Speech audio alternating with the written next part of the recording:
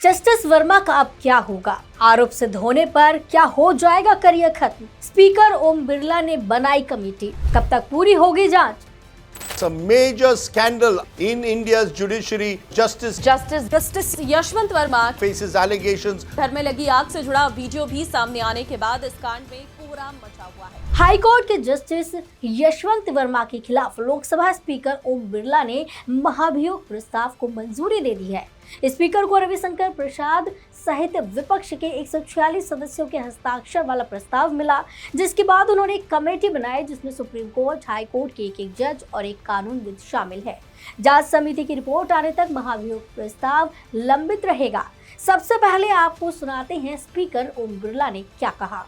ये सदन संकल्प करता है कि इलाहाबाद उच्च न्यायालय के न्यायमूर्ति यशवंत वर्मा को उनके निम्नलिखित कदाचार के लिए पद से हटाने के लिए महामहिम राष्ट्रपति जी को एक समावेदन प्रस्तुत किया जाए। जब महाभियोग प्रस्ताव पर गठित समिति किसी पदाधिकारी पर लगे आरोपों को सही पाती है तो ये प्रक्रिया अगले चरण में प्रवेश करती है। ये प्रक्रिया काफी कठिन और लंबी है और भारत में अभी तक किसी भी जज को महाभियोग द्वारा पद से नहीं हटाया गया। ये पहली बार होगा जब जस्टिस वर्मा पर महाभियोग प्रस्ताव के तहत जांच बनेगी और आरोप अगर सिद्ध हो जाते हैं तो उनका करियर खत्म हो सकता है, उन्हें पद से हटाया जा सकता है और इतना ही नहीं, उन पर मुकदमा भी चलाया जा सकता है। महाभियोग प्रस्ताव 5 चरणों में काम करता है।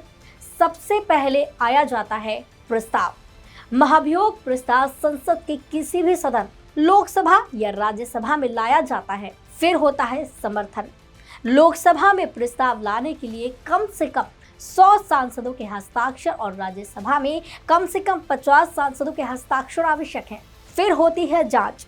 यदि प्रस्ताव स्वीकार कर लिया जाता है तो एक जांच समिति का गठन किया जाता है जो आरोपों की जांच करती है। चौथा चरण होता है सदन में बहस और मतदान। जांच समिति की रिपोर्ट के बाद संसद के दोनों सदनों में आरोपों पर बहस होती है और मतदान होता है। 5वां और आखिरी चरण होता है हटाना। यदि दोनों सदनों में 2/3 बहुमत से प्रस्ताव पारित हो जाता है तो राष्ट्रपति के पास ये प्रस्ताव भेजा जाता है और उनकी मंजूरी के बाद जिनके खिलाफ प्रस्ताव है उसे हटा दिया जाता है।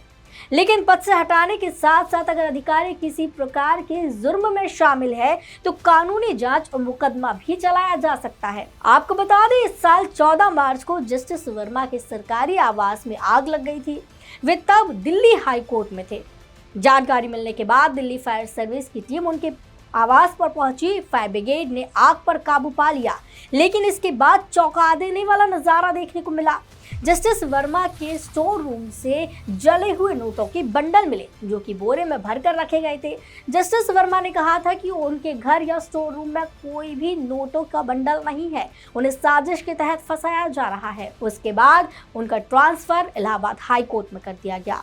कैश मिलने के मामले में गठित जांच समिति की रिपोर्ट को अमान्य करार देने की मांग को लेकर याचिका दाखिल की गई थी। इसके साथ ही उन्होंने दिल्ली हाई कोर्ट के तत्कालीन मुख्य न्यायाधीश संजीव खन्ना की ओर से राष्ट्रपति द्रौपदी मुर्मू और प्रधानमंत्री नरेंद्र मोदी को पद से हटाने के लिए भेजी गई सिफारिश को भी चुनौती दी थी।